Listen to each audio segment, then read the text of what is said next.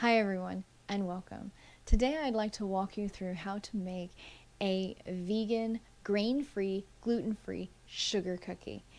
A easy recipe, actually, one that you don't need a lot of equipment, that is delicious at the end of the day and will hopefully fool a few people into thinking that it's actually a regular wheat-based sugar cookie. The first thing I recommend is to have a scale, a good scale. You're going to want to have, a bowl, maybe 3 bowls total, a whisk, some measuring spoons, as well as a spatula, maybe a fork and a spoon for actually scooping out ingredients. For today's egg replacement, I'm going to use flaxseed meal and water.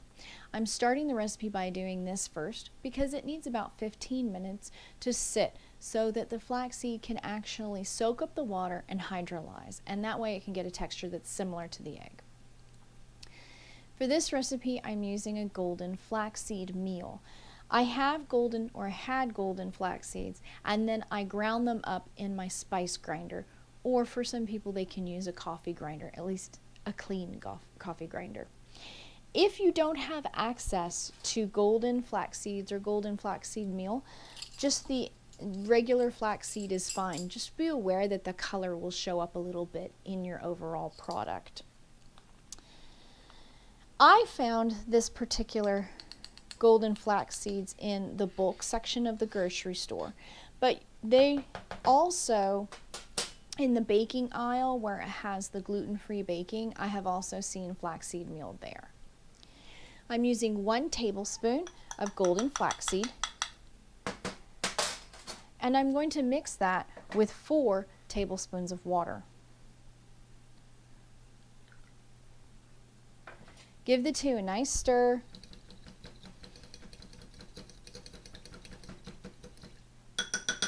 And set it aside for 15 minutes. While the flaxseed is sitting there getting all gelled and beautiful, I'm going to actually weigh out my fat. For this particular recipe, being that it's vegan, I'm going to use a virgin coconut oil. It's pretty important that you use a virgin coconut oil because the flavor of the coconut is going to be less pronounced than using a different type.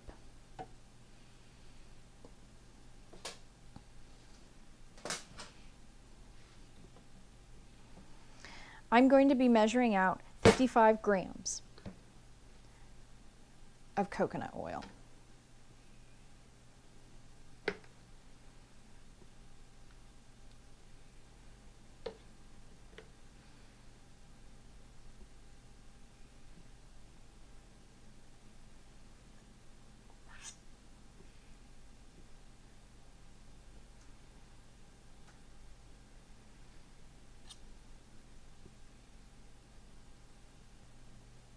To that 55 grams of coconut oil, I'm going to add 85 grams of sugar.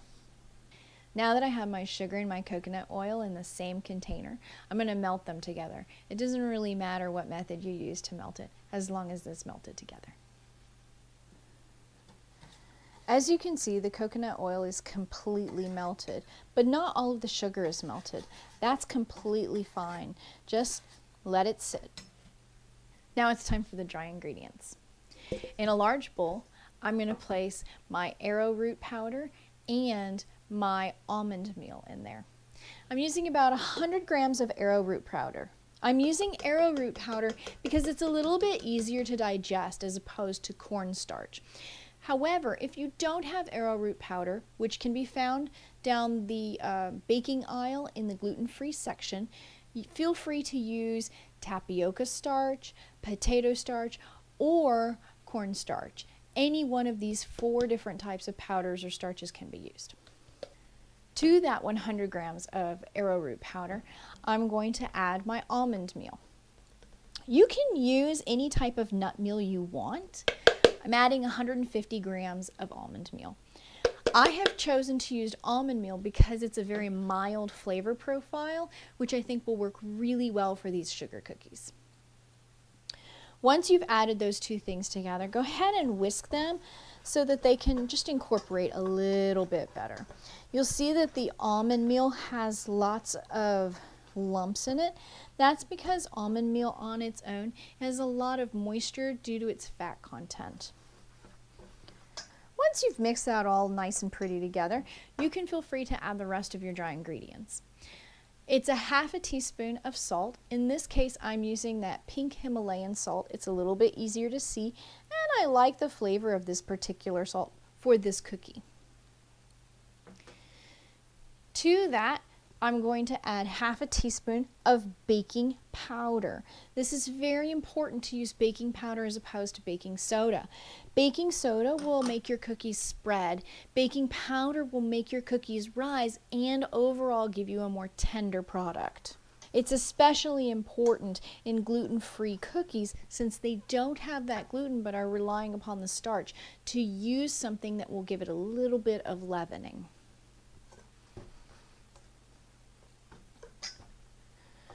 Finally, I'm going to add half a teaspoon of xanthan gum. Xanthan gum is particularly important in this recipe because it allows for my cookie to stay together. If you didn't have it, you're going to have a more crumbly texture and it'll fall apart really easily.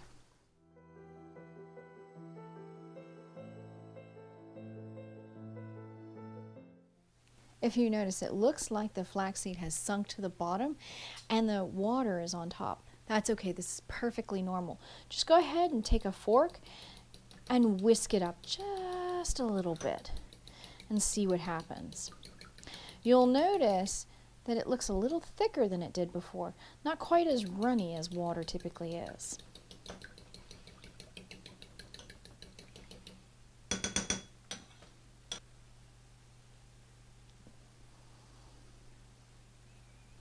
Be sure to get every last bit of that flaxseed meal in there.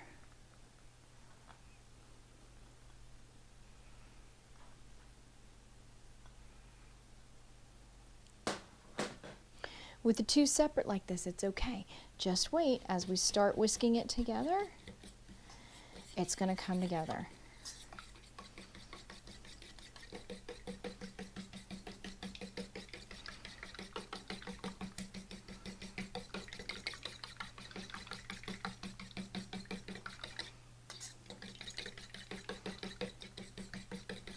Look at that.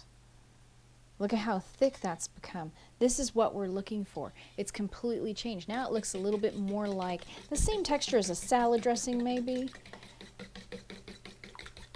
Or at least an emulsified salad dressing, that is.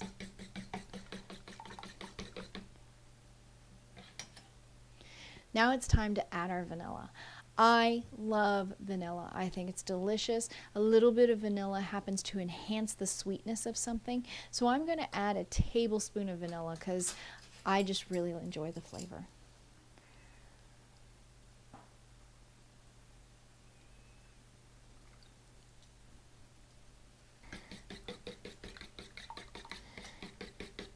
And just as before, the flaxseed has emulsified and made it so that it's a homogeneous solution as opposed to being separated out. It's absolutely lovely. This is the texture. This is the look that you're looking for.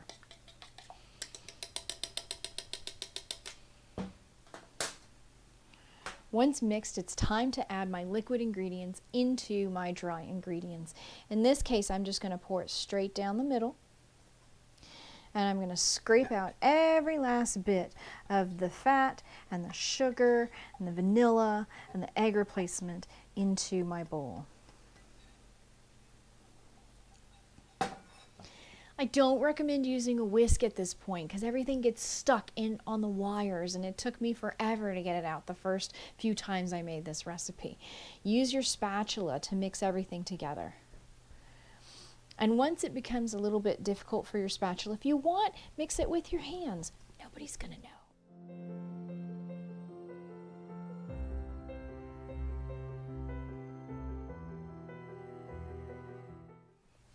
As you can see, this dough is actually getting a beautiful smooth texture to it. It's getting lovely. Wrap your dough up in plastic wrap. and then put it in the refrigerator for at least 30 minutes. This will get the dough to tighten up a little bit. It'll be easier to work with thereafter. The items you'll need to roll out these particular sugar cookies will be a little bit more starch or powdered sugar will work. You'll want a couple of cookie cutters, maybe some colored sugar, or if you want to decorate the cookies in a different manner, you can leave them plain and refer over to my sugar cookie decorating video. You'll want a rolling pin. I like some parchment paper to sandwich the cookie dough in between, and a few pans. I have about 3 cookie sheet pans lined with parchment. I've removed half of my dough from the refrigerator and placed it upon the parchment paper. I'm going to place another layer of parchment right on top, and I'm going to go ahead and roll it out. This dough I noticed was a little bit on the sticky side, so I'm kind of keeping an eye on it to see if it's going to actually stick to my parchment. I'm going to flip this over and see if I have any wrinkles. I don't have any wrinkles, that's good. I'm going to continue. Well, I spoke too soon, look at that, I just put some wrinkles in there. If you get wrinkles like that, just pick your parchment up and lay it right back down.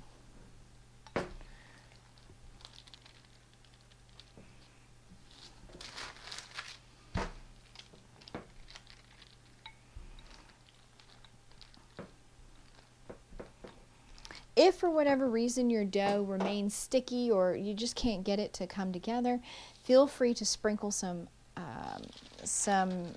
starch down and then place your parchment sheets on top of it. Now it's time to cut my cookies.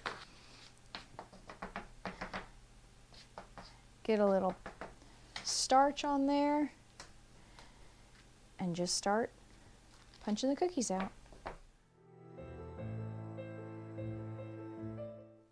If your cookies seem to be a little bit on the delicate side, they're deforming when you're picking them up and putting them on your tray, go ahead and place the dough back into the refrigerator or even the freezer for a few minutes.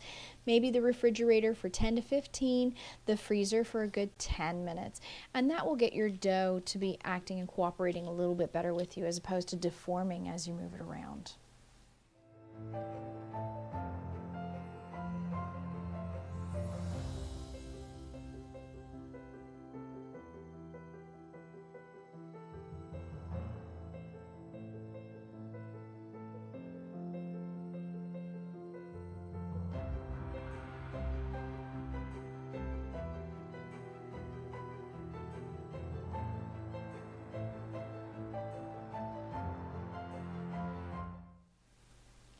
With the heart-shaped cookie and the round, I was able to get 13 cookies plus, well, a scrap one, if you will. I'm going to go ahead and decorate some of these with sugar, and then the rest I'm going to leave to actually chocolate dip because that's my favorite way of having a sugar cookie. How about purple? When you add your sugar onto this particular cookie type, you're going to have to press it in, otherwise it won't stick to the cookie at all. Now that they have sugar on them, it's time to take these cookies to the oven. See these golden edges? That means it's finished. This pan went for 12 minutes. The thicker the cookie that you roll, the longer it's going to take to bake. Now that the sugar cookies have cooled, let's try one. Ooh, I think I'm gonna go with the pink round. Well, it holds its shape well. Oh, it breaks nicely. It's a nice soft cookie. Again, if you want to have your cookie be a little bit tougher, then go ahead and bake them for a little bit longer, 15 minutes maybe. Look at the crumb on that. It looks just like a regular cookie. Now, how does it taste?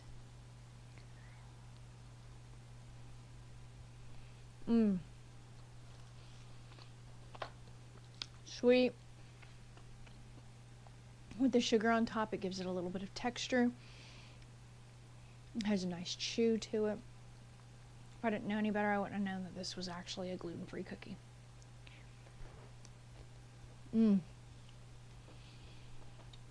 There's a crispness on the edges.